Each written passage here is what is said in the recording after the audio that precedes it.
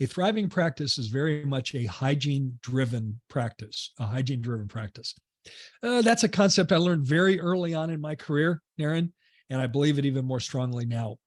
Hygiene can serve so many great purposes in a practice, not the least of which it helps our patients become healthier.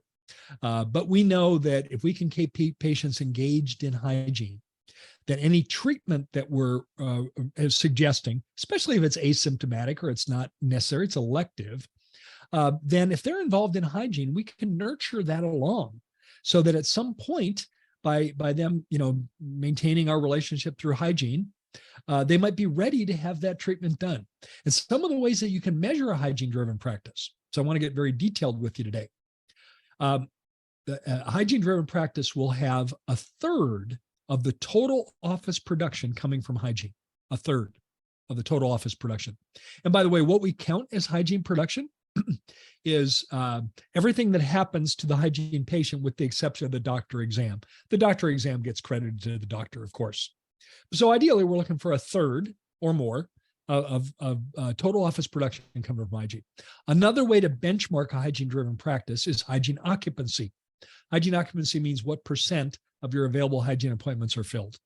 And what we're looking for there is we're looking for 92% or above, meaning that of all available hygiene appointments during a given month, 92% of them or more get filled with a butt in the seat.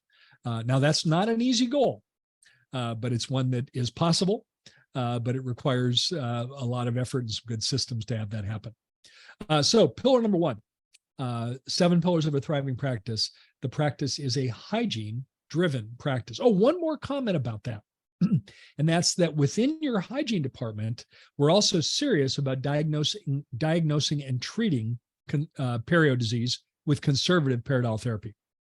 And a way to measure that is we're looking for 30% or more of the adults in your practice that come through hygiene being treated with some mix of 4 very specific periodontal therapy codes: 4341, 4342, 4355, and 4910.